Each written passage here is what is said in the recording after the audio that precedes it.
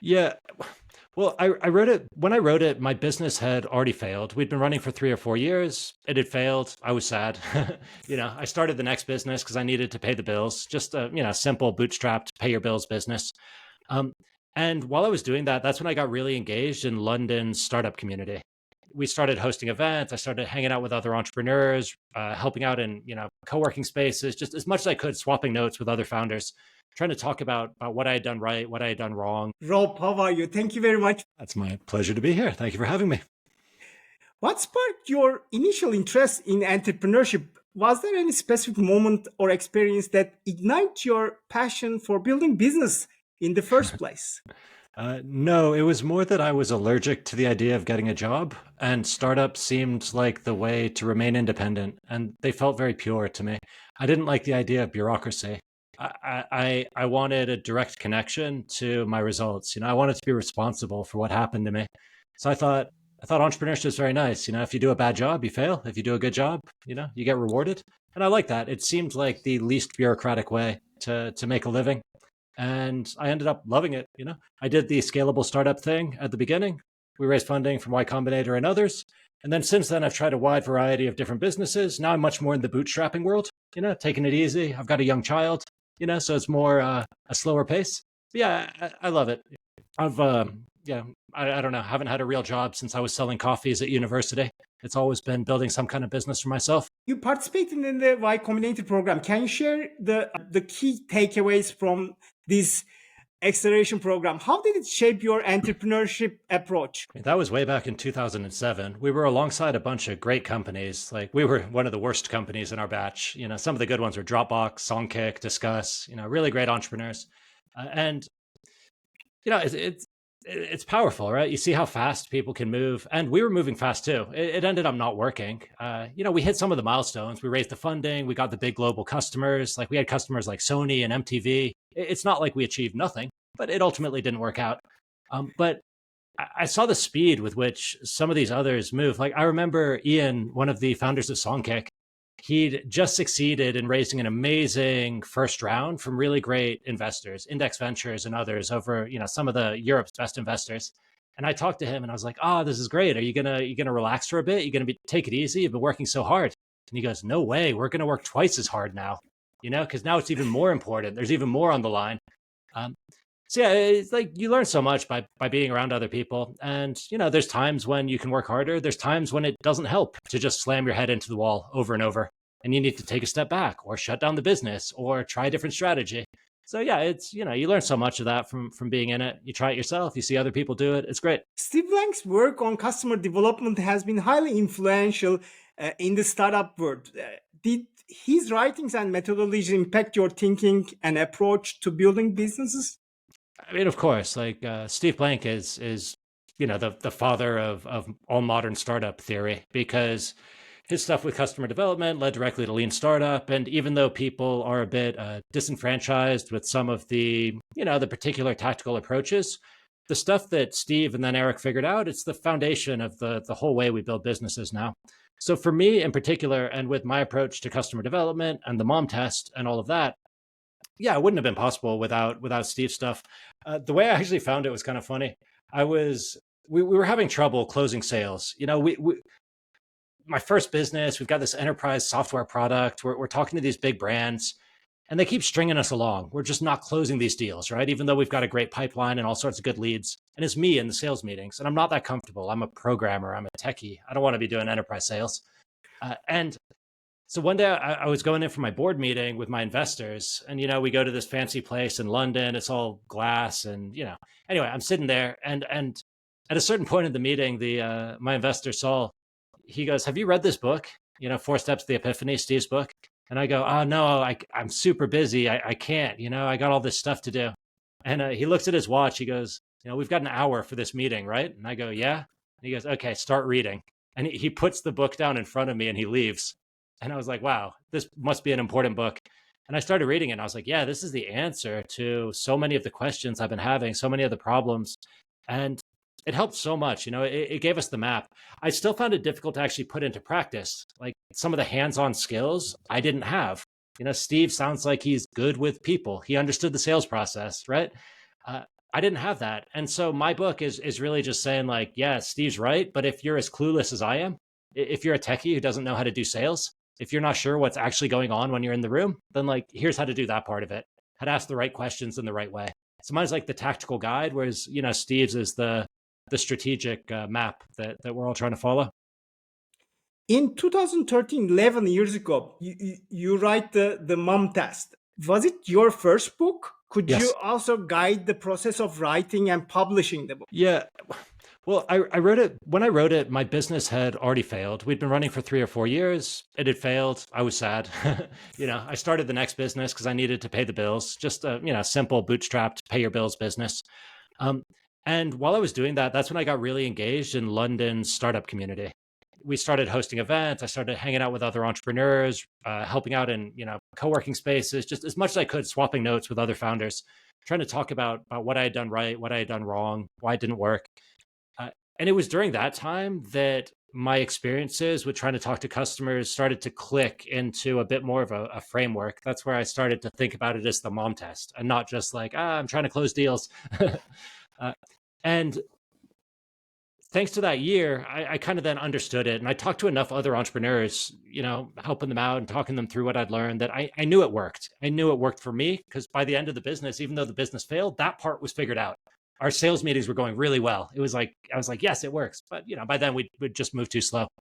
Um, but I knew it worked for me. I knew it worked for other entrepreneurs. And so a year, 2 years later, I ended up kind of sitting around. I'm like, what should I do? It's like, oh, let me write down that thing I figured out, you know? And I wasn't originally thinking of it as a book, but it ended up being a lot more than a blog post. And once you start, I enjoyed it.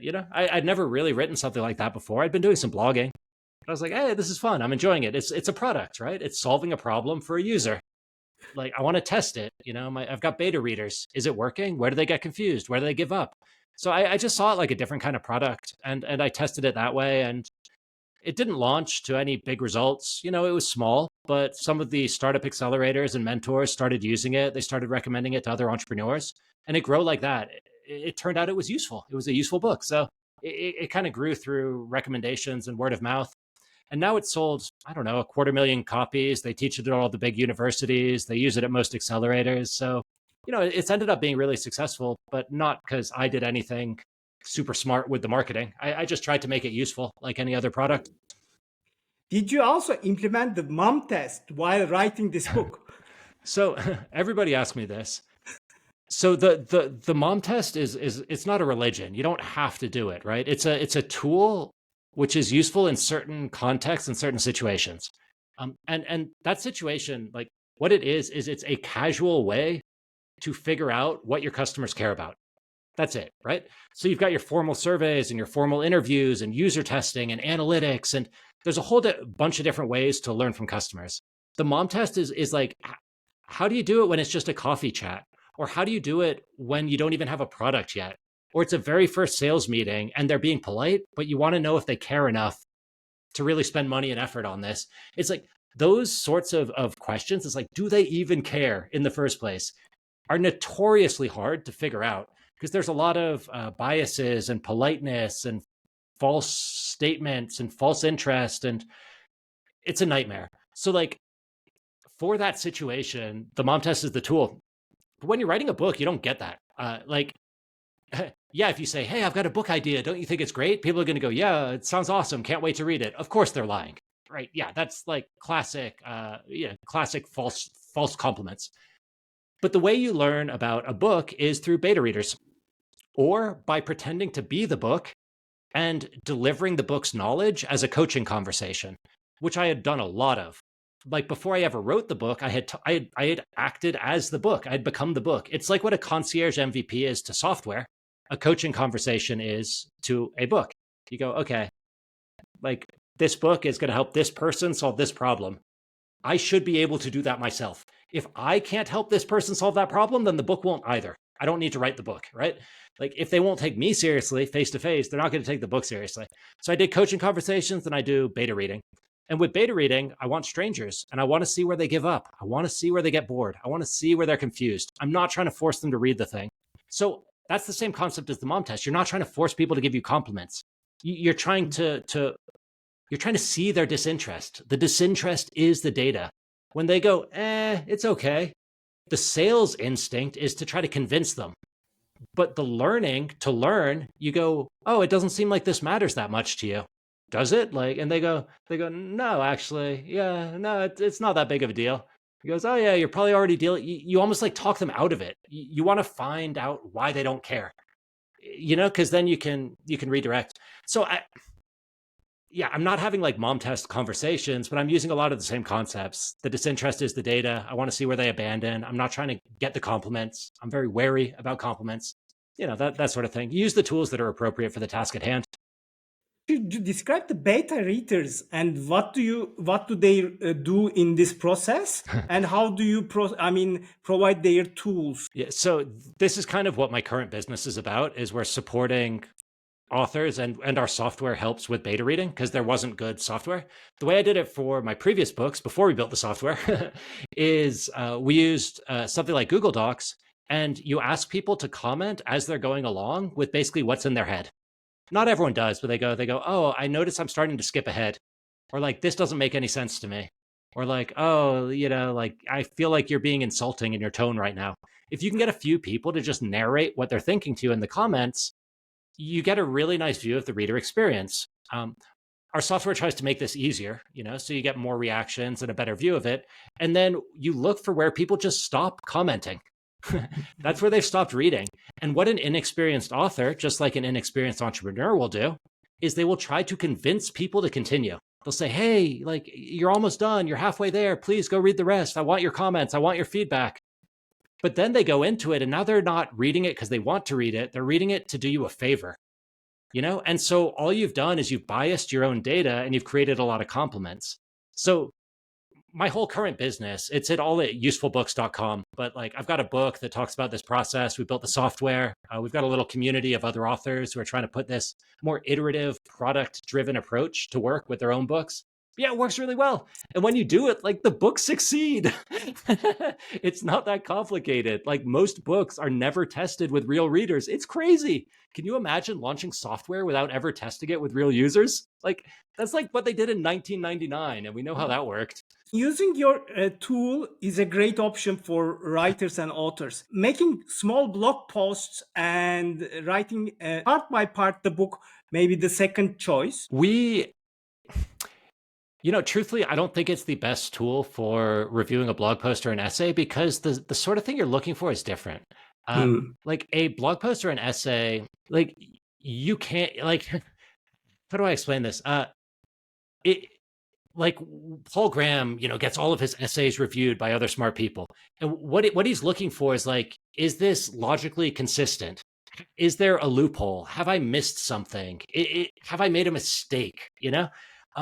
I think he should also get some people who aren't his smart friends, just random people, to review it and be like, do you understand what I'm talking about here? Right? Like, both types of data are about, but like that, you can kind of ask as a favor from someone. You can say, hey, where is this wrong? Or like, where does this not make sense? What I'm looking for in beta reading with a book, I'm looking for the signals of like, is the promise of this book desirable enough that someone's going to be willing to spend 3 to 5 hours focused on it, And that's not something that you necessarily need to figure out if you're writing an essay or blog post. And you're going to get it more easily through your analytics. You launch the blog post, you see what the analytics are. You know how it compares to your typical reading time and click-through rate. Like, when you get really good, really fast analytics, the deep qualitative data is not as valuable because you've got a faster way to reach the truth. But with a book, if you're spending 2 years writing the thing, like, there's not a fast way to get this data.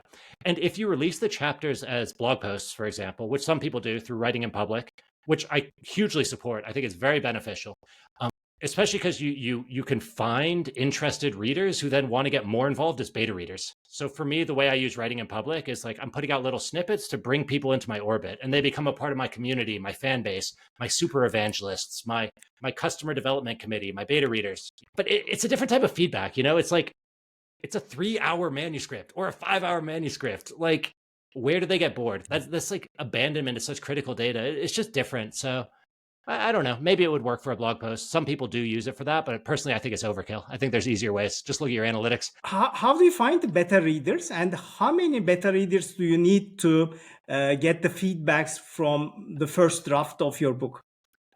So you don't need a lot of beta readers, but it's a pretty low conversion rate of people who say they want to versus people who actually do.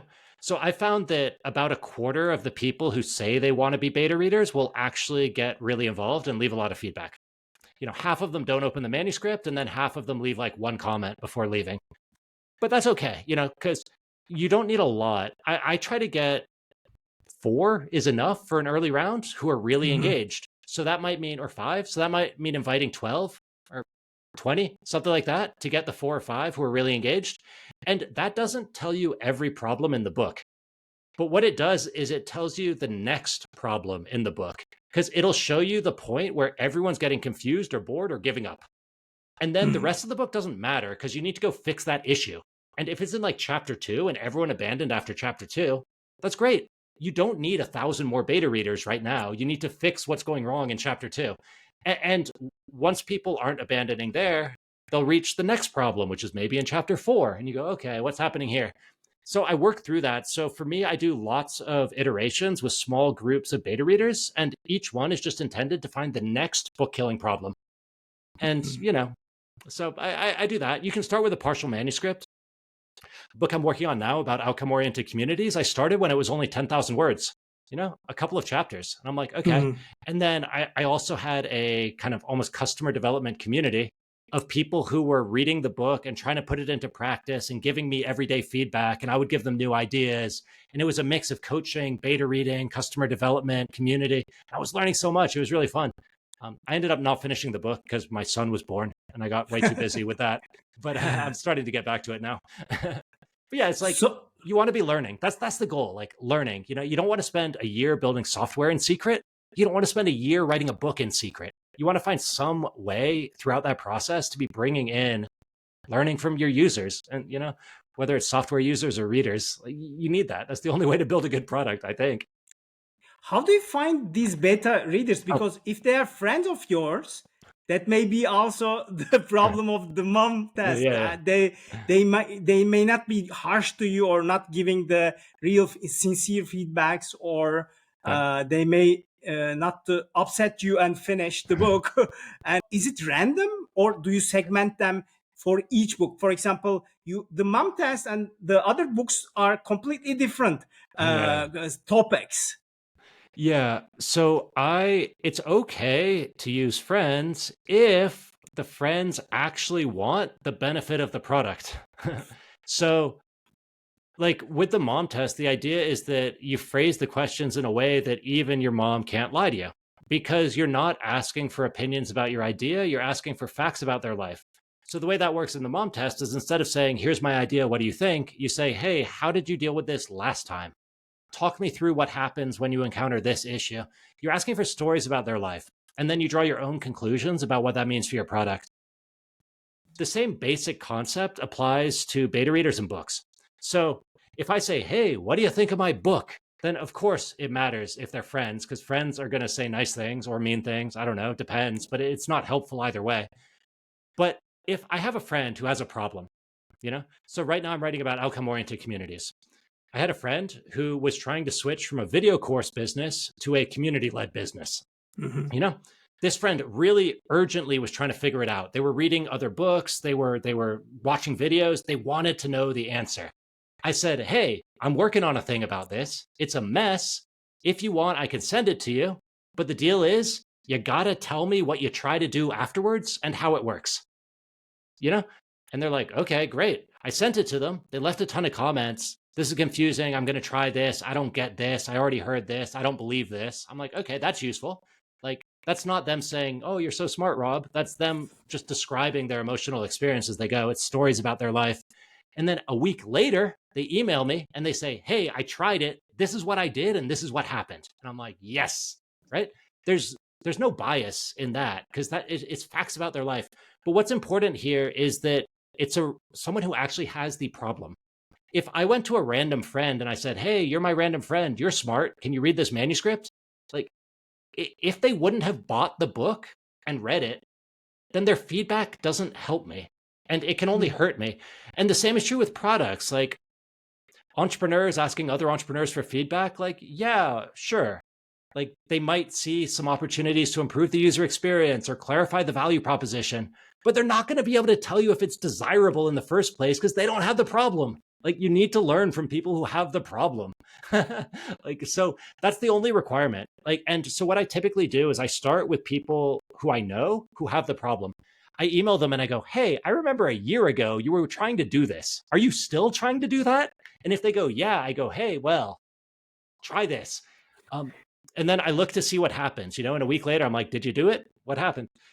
And then as I get a little more confident in the manuscript and as it gets more developed, I basically start casting a slightly wider net. So I might start screenshotting pieces of the manuscript and sharing them on Twitter. And when people are like, oh, what is this? I'm like, oh, you can get involved as a beta reader. It's part of this book. Here's how you do it. And then they can go, and there's a little opt-in survey where they can, tell me how urgently they want it. And I can decide whether I want their feedback or not. So that's how I do it. And I basically keep a list as I go. And the momentum of writing the book creates a steady stream of new beta readers. And then as I approach launch, I switch that into seed marketing to begin preparing for real sales. So, yeah. Do you publish your books by yourself, or do you use what is the Amazon process look like? Yeah, so I do self-publishing for most countries, but there are some countries where I go through a traditional publisher because it's hard for me to reach them by myself. So self-publishing is amazing right now. If you care about earning a living from royalties, you really want to be self-publishing. So if you sell a book self-published, you make $7. If you have a traditional publisher, you make $1. It's way easier to make a living if you're making $7 per sale than $1 per sale. So, a lot of authors believe that the publisher will do all their marketing for them, but that's not what publishers do anymore. Publishers help you create the book, which is amazing. They save a lot of effort. They save a lot of suffering. So they help you create it. They help you distribute it. You will be able to distribute to more countries. The print quality will be slightly better. There's definitely benefits. And if your book succeeds, which is going to be driven by you, not by them, they will amplify it and help it to succeed more. Like where I'm at, it would be really useful to have a publisher for translations, for getting into university bookstores. If your book succeeds, a publisher is great, for taking it to the next level. But they're not going to help it start succeeding. So for me, I like to do it by myself, and I like to own the rights. I like doing spin out projects. I like being able to give away copies to a nonprofit or a university or whatever. There's a lot of stuff that I just enjoy by them being my own books. So yeah, I do it myself. And the process is so easy. You upload a PDF, that's it. And then books come out the other end. It's crazy. Well, 2 PDFs, one for the cover, one for the inside. It's the easiest thing in the world. If you can format a Google Doc, you can print a book. It's like the tools are amazing.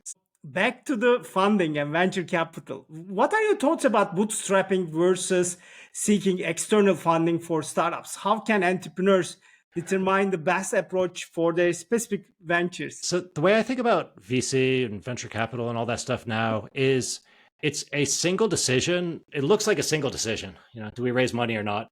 But what it actually does is it makes a lot of decisions for you simultaneously. It sets what you're optimizing for. You're optimizing for growing as fast as you can and into as big of a market as you can. It sets the question of how quickly you need to move. It determines a lot of what the company culture is going to feel like day to day, of how it's going to feel to work with, of how quickly you need to hire, of the type of people you need to hire, of what happens after you're succeeding in your own country. It's like, do you relax because you won? No, you don't. You move on to the next country. So it looks like one decision, but it's really like dozens of decisions all bundled together. And if you want to run your business in that way, it's amazing, right? Like by raising funding for my first business, we were able to enter a world and move at a speed that otherwise would have been completely out of reach to us. Like we were able to have serious sales conversations with MTV and Sony Music and all this stuff, right? We were immediately sitting at the big table. That was really cool. Like we were able to hire people, we were able to get the office, but we were also miserable because it was not the type of company that was the right fit for our personalities and our goals at the time. That's not to say anyone did anything wrong to us. It wasn't like that. No one took advantage. We were treated really well at every step, with tremendous respect. Everything was great. It's just like, I'm kind of an easygoing person, I want to make art sometimes, not like I don't always want to maximize commercial viability.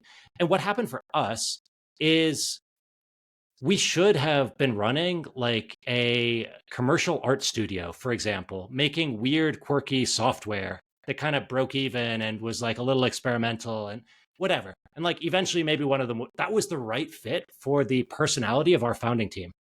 Uh, but instead, we ended up building enterprise advertising infrastructure, like, and going to these big sales meetings and talking about like helping whatever big brand to sell more. Anyway, like, and we're like, and we got there because we're like, okay, we've raised the money. Now we need a bigger market. Now we need a faster growth plan.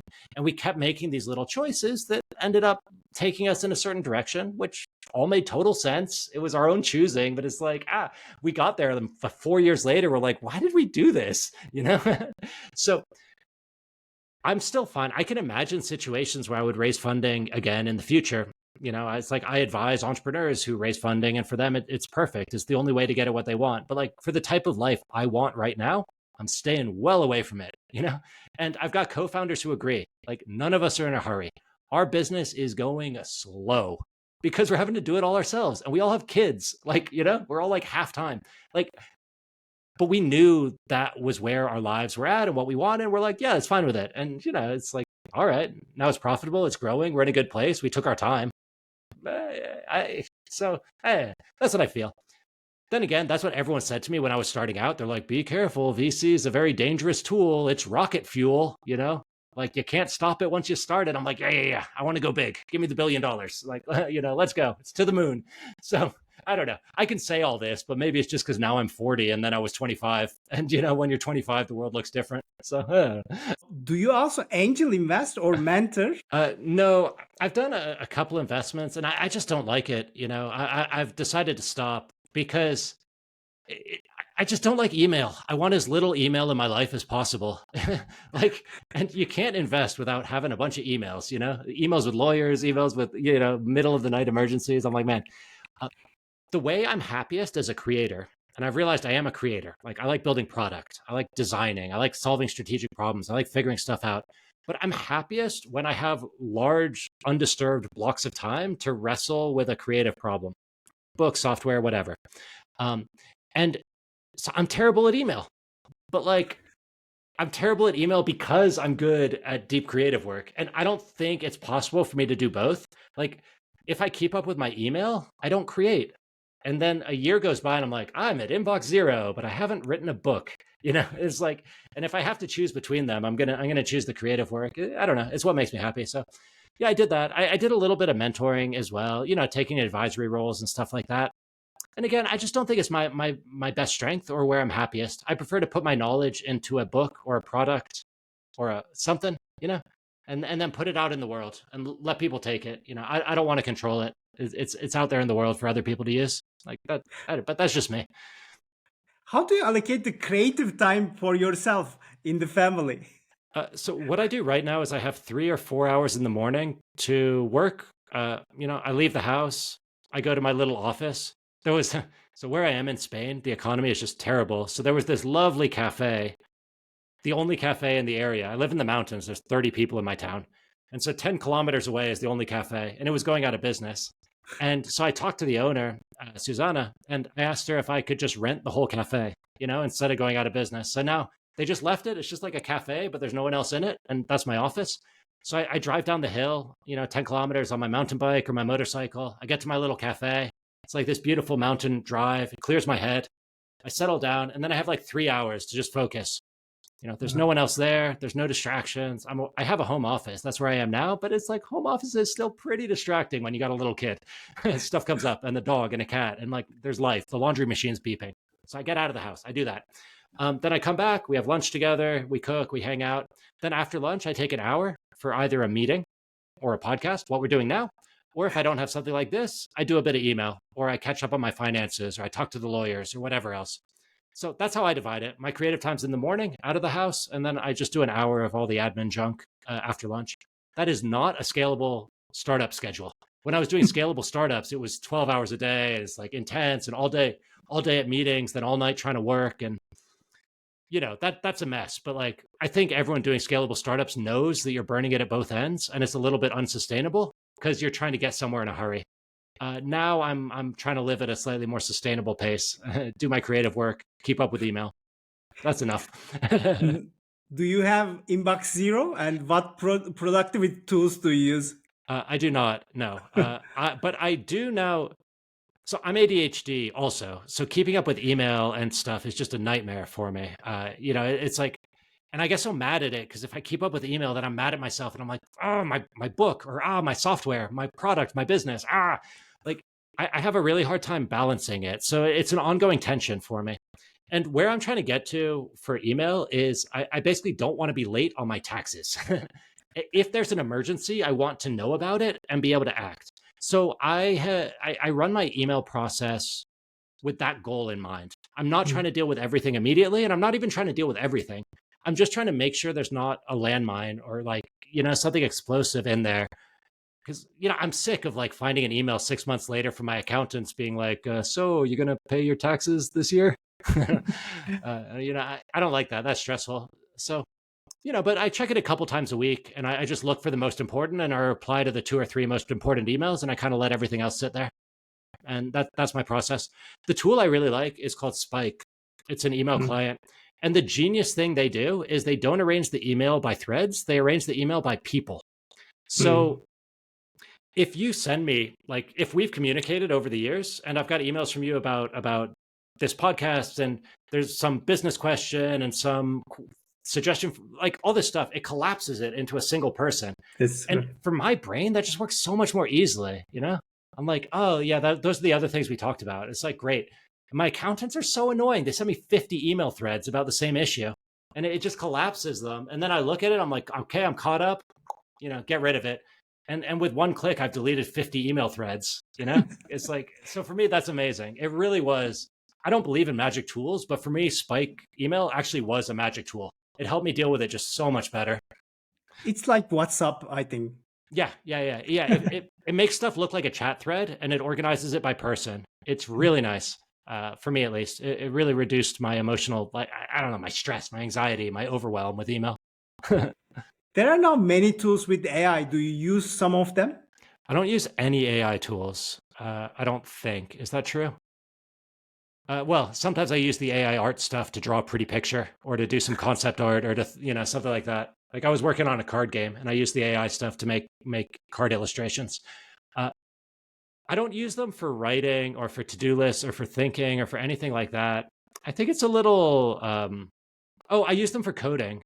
If I'm coding, I use the copilots for code, but I don't use it for writing or for thinking or for planning. And man, I don't know. Maybe like this might be too extreme, but I think it's disrespectful to use them for writing because someone needs to read the shit you're writing. And like, it's your job as the writer, whether it's a blog post or an internal memo or an email to someone, it's like your job to boil it down to something that's coherent and actionable and doesn't waste their time. And I don't like the idea of making it easier for the writer because then you're just making it harder for the reader. You're giving them more stuff more quickly, And if I've learned anything from working on books or like marketing pages or taglines or fundraising presentations, it's that like, it's not about how many words, it's about the right words. Like you got to find the right words. And what makes them the right words isn't that they're grammatically correct or clever sounding. It's that they successfully deliver the message, like the payload that you wanted to the recipient. And like, I don't know. It's goofy to me. I don't get it, but whatever. I'll get there eventually. Yeah, it blows my mind. Like in Notion now, I open a new card to do something and it's like, do you want us to make you a to-do list? And I'm like, what are you talking about? Like, you don't know my priorities. Imagine like allowing generic priorities to rule your day. Oh, it looks like you're trying to do marketing. You want me to help you out? It's like, no, I respect my customers. Like, what are you talking about? I'm not just trying to create clickable spam. I don't know. But whatever. Now I just sound like a grumpy old man yelling at clouds. I know the world changes. How has the core message of the mom test evolved since the last 10 years, the initial publishing? Uh, so the biggest thing that's just factually changed is in the book, I say you cannot do customer development through a video call. And now you clearly can. It's really easy. Uh, and that's not tools so much, although the tools have gotten better. It's more that culturally we've all changed. Like, and people, it used to be that they would jump on a video call and they would take 5 minutes to get business done. And then they try to get back to their real work. Whereas now people are willing to have a slower conversation through video, as we are. And they're willing to build a relationship and get to know you. Like it used to be, if you called up a new customer through a video call 10 years ago, you're like, so before we get to the pitch, just can you talk me through your day? they would hang up on you, and they'd be mad while they did it. Whereas now people are like, yeah, we got time, let's chat. So, it's possible to have this open-ended, relaxed learning environment now through video. That's the biggest thing. The other thing I think has changed, and I need to write about this at some point, but customer development. So like the mom test came out of 4 Steps to the Epiphany, which came from Steve Blank. And all of that came out of enterprise software with an enterprise sales process. And more for my own business, which is not enterprise sales, we're marketing to individual consumers. Traditional customer development still works in that context. You can still get people on the phone or on a video call. You can talk to them about their day. It works, but it's time inefficient because the benefit when you're doing it with an enterprise sales business is that the same people you are learning from will eventually become your customers. And so the work you're doing for customer development doubles as the beginning of your sales process. So you kind of get the learning for free. It has no additional time cost. Whereas if you're a marketing driven consumer business, it's like an extra activity because like, even if someone does convert, it's worth like $10, and you're like, woo, great. That probably wasn't worth the 2 hours. So I think what I've been doing for my own business more and more is what I call community-led customer development, where you build a community for customer success, where you're basically helping people to use your product, to understand your product, to reach mastery, all the stuff that Kathy Sierra talks about in her amazing book, Badass. You build this customer success community, what I'm calling an outcome-oriented community, which is, the topic of my next book. And it's like, now you've got this group of people trying to use your stuff to achieve a goal. And it's very easy when someone's in that community, they're like, I'm stuck on this. You go, hey, I can help you out. Let's jump on a quick video call. And then you're very naturally in this perfectly unbiased, natural customer learning conversation that took zero effort to set up. And they're like, wow, this company has amazing customer support. I feel so good. So like, yeah, that's something if I was writing it now, I'd be thinking about where I might draw a distinction between sales-driven customer development versus marketing-driven or community-driven customer development. But apart from that, the methodology has held up surprisingly well. So overall, I feel like I got pretty lucky. Are there any other misconceptions people have about the mom test and its applications? So many misconceptions. If you look at my YouTube channel, I've made like 50 videos basically replying to people's misconceptions. I think I don't know, if you want to set me up with like particular ideas, I'm happy to riff off of them. But it's like some people think it's this step-by-step process where they have to put their whole startup on pause until they've interviewed 100 people because Rob said so. And it's like, no, this stuff's meant to speed you up, not slow you down. It's like, you still need to be moving forward most of the time. Like, yeah, if you're completely confused, you might stop building and like just talk to people. But for like a week, and then you get back, you're trying to do both. You're trying to work it into your process. It needs to be time efficient. Another big misconception is people think they're going to get to 100% confidence level. It's like, no, you never get to 100%. But like, you shouldn't be at 0%. Like, talk to a few people. That's going to bring you from 0% to 60% in a very time efficient way. That's way better. 60% is way better than 0%. But then there's diminishing returns. And so I see some entrepreneurs, they want to get to 100% certainty. So they're talking to people and talking to people and talking to people, but it's like they're not learning anything new. Mm-hmm. You got to build. Like, you build, you move the product forward. That unlocks the next level of learning from conversations. So you want to run both of these processes in parallel. Yeah, I don't know. What else? What you've seen a bunch of entrepreneurs. What do you think the big misconceptions are? What are the red flags to watch out during the customer interviews that might indicate unreliable or biased feedbacks, for example, in the customer interviews? Or how do you recommend structuring the customer Hmm. interviews, especially for the, for example, the entrepreneurs you mentor, to Yeah. gather the most valuable insights? So the structuring question is easier. Basically, you need to open a safe space where they're going to feel comfortable telling you how they do things or telling you stories or experiences from their lives, like what they're already doing and why they're doing it that way. So a high pressure sales meeting is not going to allow for that type of conversation because no one wants to reveal too much information because they're worried it's going to be used against them in negotiation. So the more casual you can keep the environment, the meeting, if at all possible, it's way better to meet someone in a cafe, even if it's the cafe inside their office, as opposed to the fancy boardroom. You know, it's way nicer if you're sitting next to each other at a little, around a little coffee shop table, side by side, like looking at something, or the way you would talk to a friend with nothing in front of you. And it's going to be way worse if you've got a computer open or if you're standing in front of a presentation and you're giving like the PowerPoints. Anything that makes it more formal is going to hurt you, at least at the beginning. Once you're ready to switch into a sales pitch, yeah, bring out the formality. Put on the suit, get the impressive slides, go to the impressive office. Yeah, that's sales. But when you're trying to learn, you want to keep it casual. And the way I do that is I basically ask for help and I reveal weakness. So I say like, hey, I'm Rob. I'm working on a business to try to improve publishing for the little guy, for example, or like to help indie nonfiction authors break through in like the whatever. I'm like, that's what I'm trying to do. But then I'm like, but I don't have anything to sell you. Like our product's super early stage. This isn't a sales meeting. It's just you've got a ton of experience. You've written a book. You've been around the industry. Like if you could just talk me through your experiences, it would help me out so much. You know. And they're like, oh yeah, I can do that. And I'm like, cool. So, and then I asked them a specific question about what they did.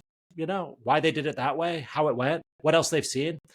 I never mentioned my idea. So I've told them my vision because if you don't tell people anything, this is another mistake. They go, Rob said I can't talk about my idea. So they go in and they like give no explanation and they're just like, tell me about your day. It's like, that doesn't work. That's super weird. Like people are really defensive. So you need a reason. The vision is the reason. That's the excuse, right? But then you open the safe space, not a sales meeting. You reveal weakness. I'm trying to figure this out. You know, like you show that they can be valuable. You've been there. Like I call it vision framing, weakness pedestal ask. State your vision. Uh, frame that it's not a sales meeting. Reveal your own weakness while putting them on a pedestal. I don't know the answer. You've got so much experience, and then ask them a concrete question. That gets you to like it gets us started. Sometimes they'll be like, I'm sorry, I'm really busy. I'm way too busy for this. You go, that's totally fine. Do you want to see the pitch? And they go, yeah, I got 5 minutes. Fine. You're not going to learn anything, but you still might get a sale. That's fine, right?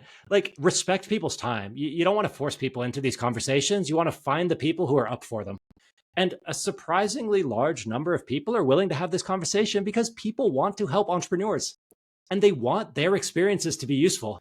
And by using this kind of structure, you're like, your experiences will help an entrepreneur.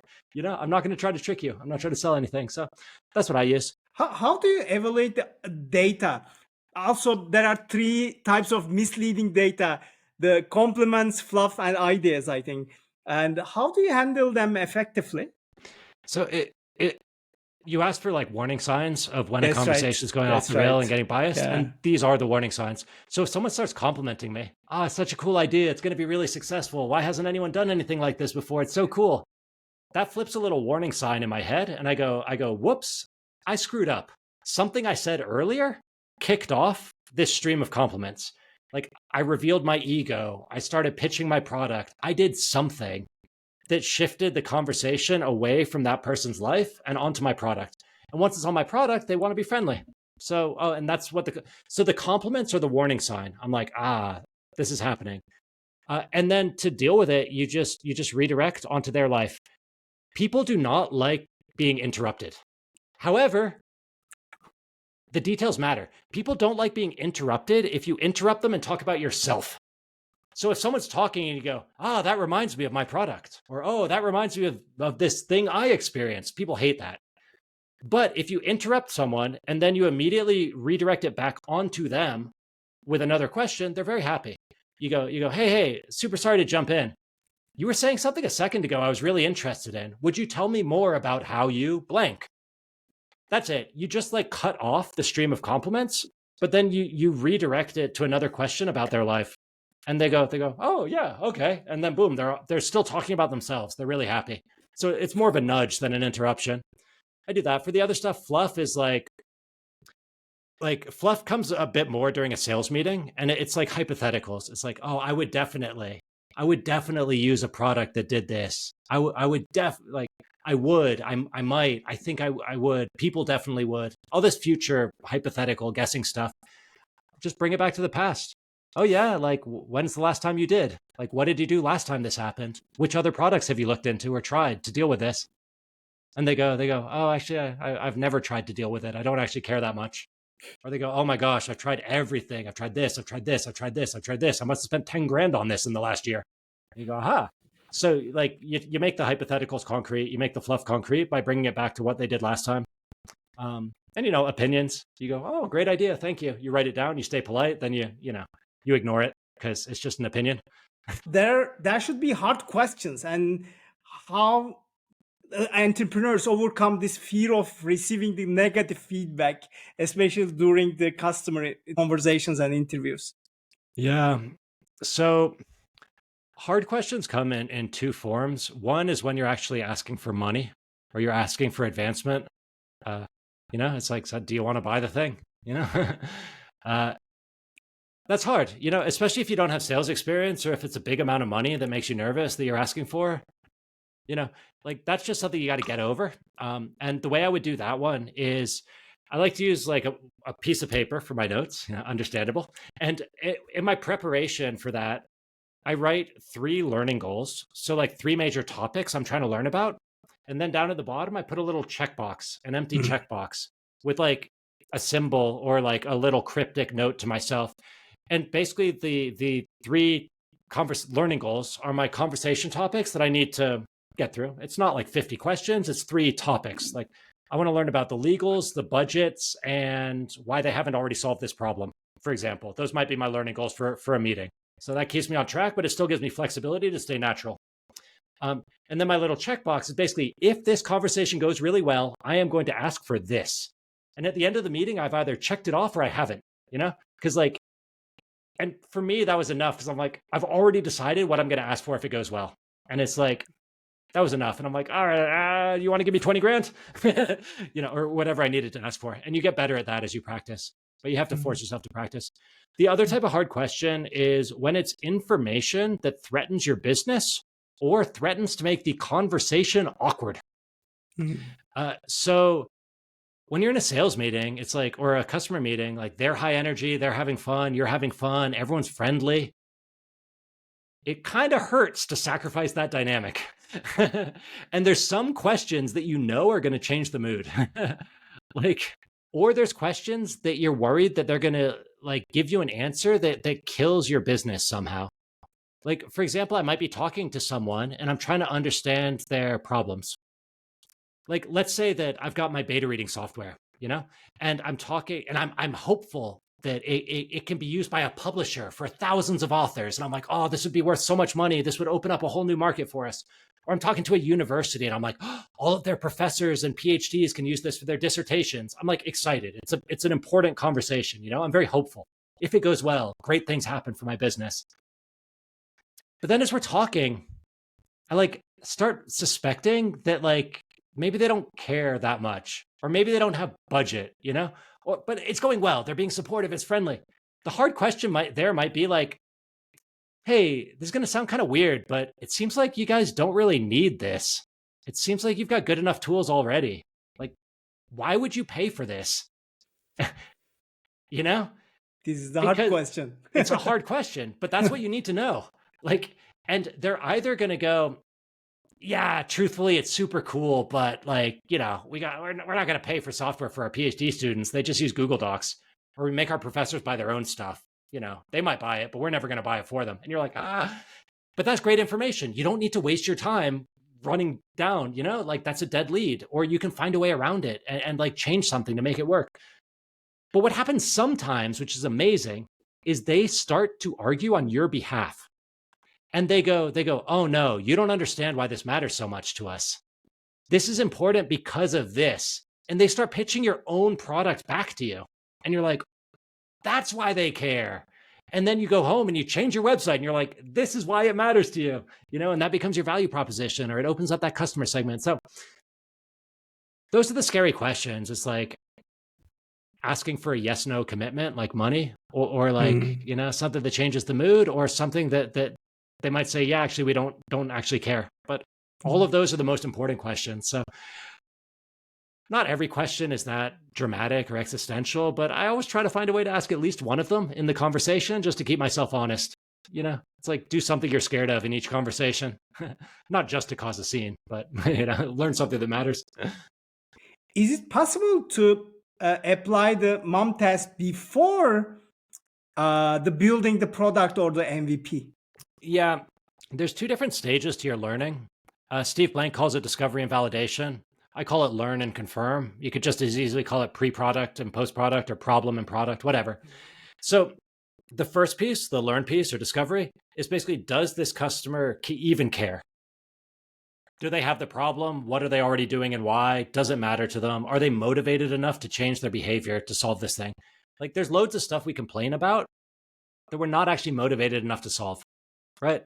Like loads of things. Everyone complains about their email. Very few people make an effort to find different email clients, or like, look for, like, people are complainers. It's fine. So you're like, does this customer even care in the first place? Is it a big enough problem? Is it painful enough? Why haven't they already solved it? That sort of stuff you can learn with no product. And in some ways, it's easier to learn when you don't have a product, because then you're not tempted to try to switch into a pitch. And it's easier to interpret the data honestly if you're not hoping that your product's going to magically work. But, you can do it either way. For me, I get excited about products. That's how my brain starts. I'm like, I start with the product, then I back up to the problem, but then I try to be honest and like really understand if the problem's real and it matters. So it's like product, then back up to problem, and then I go forward again to product. And I'm like, all right, what needs to change? Or like, does it work at all? And a lot of the time I find out that the whole product's just dead in the water, which is fine. And that's a great reason to start early, because you're like, it turns out they do not care at all.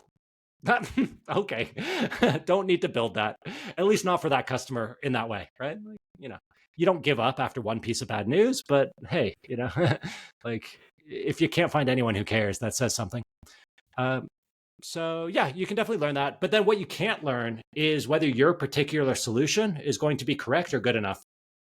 You can learn that they have the problem, that they care, but you can't learn that your solution will work or that they will buy it, right? Because there's questions about the usability. There's questions about the price point. There's questions about how it all feels and comes together, and all that stuff. That's in the implementation. So you need to switch it. Plus, people still lie, even if you do the best job possible of asking questions. It's like sometimes they just lie to you straight up, and that's life. And like you can't prove it until you're in a position to ask them for money. And it's harder and harder to get money before you have a product now. Like now you're kind of expected to have the product first, which is fair. Kickstarter ruined it for all of us. So yeah, at some point you transition and you do more of what like the classic lean startup, like iterative product style learning. I like to continue some conversations alongside of that and combine both approaches. But yeah. Rob, what are you currently working on? And what are you more excited for the future? What are your plans? So my business now, supporting indie nonfiction authors, is all at usefulbooks.com. We've got the authors community. It's like education community. We've got the software for beta reading. I think it's a really cool little business, and I think it's a nice model for like a bootstrapped calm business. So if you're writing a book or curious how we do things, that's all at usefulbooks.com. And what I'm writing about next for my next book is part of what we learned while building that business, which is around outcome-oriented communities. I'm in beta reading now. I've got kind of a manuscript. I'm going through some revisions. So, you can track me down if you want, if that's something that you care about. And the idea here is like most communities are about content and engagement. It's like, chatting, swapping articles, like interest groups. And I'm like, no, like, can we come together to make progress? Like, what drives a startup accelerator? What drives a running group? You know, like what drives a military boot camp? Like, you come together and you're able to do so much more work than you'd be able to do individually. And it works really well in the real world, but it doesn't translate very well online. Like, loads of people have tried, and it ends up feeling like just another inbox. It's like, wow, it's just a bunch of notifications and stuff to read. It's like, never mind. Um, but I'm very interested in how to make that dynamic work online. How do you build like a community that actually helps people make progress faster toward their goals? How do you facilitate that instead of acting as a distraction? So yeah, that's what I'm trying to figure out now. I'm trying to figure it out for my own business, and I'm writing a book about it. So yeah, that's me. Rob, thank you very much for insightful and lots of valuable feedbacks and also learnings for today. I appreciate it. Thank you very much. It's been my absolute pleasure, and I wish everyone the absolute best with their businesses, books, and other projects. Thank you.